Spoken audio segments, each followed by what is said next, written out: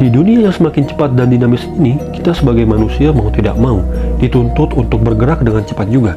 Tapi boleh nggak sih ketika hal itu terjadi, kita mengambil jeda sejenak, mengambil momen sesaat untuk kemudian melambat agar dunia ikut melambat bersama kita?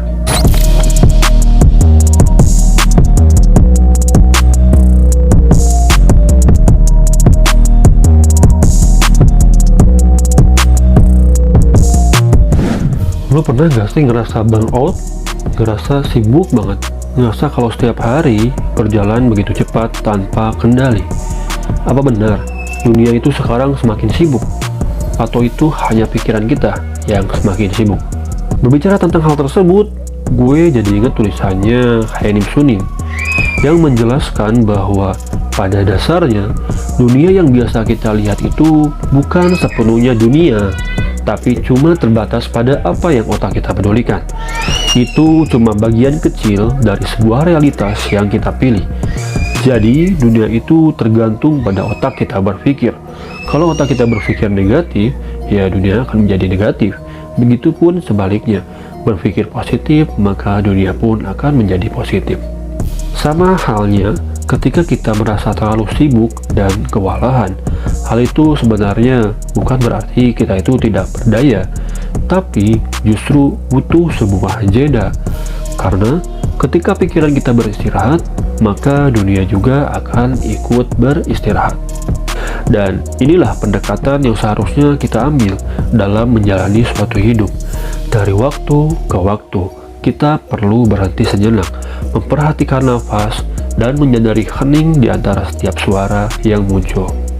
Ketika kamu merasa hidupmu terasa berantakan, ketika sebuah kepercayaan retak, ketika harapan terlihat begitu suram, ketika orang yang kamu cintai meninggalkan kamu, apapun itu masalah di hidupmu, jangan berusaha keras untuk menyembuhkan luka tersebut secepat mungkin. Cukup berikan waktu kepada hatimu, cukup berikan jeda pada hidupmu, dan istirahatlah sejenak. Tunggu, karena ketika lukamu sudah siap, maka luka tersebut akan sembuh dengan sendirinya. Oke, gue tutup video ini dengan kutipan dari Haenim Sunim. Rock your heart once in a while and tell yourself, I love you. Buang jauh-jauh kekhawatiran soal kehidupanmu di masa depan. Meskipun kita juga sadar bahwa masa depan yang kita dapatkan adalah tergantung daripada kita menjalani kehidupan di masa sekarang. Tapi bukan berarti hidup hanya untuk masa depan. Pun saat ini kita juga perlu untuk menikmati hidup. Bawa pikiran kita ke masa kini, maka pikiran kita pun akan beristirahat. So, segitu saja dari gue, Aras Mayadi Dantika, and then thank you. Jatuh bangun lagi, sebagaimana bumi terus berotasi, walau disakiti,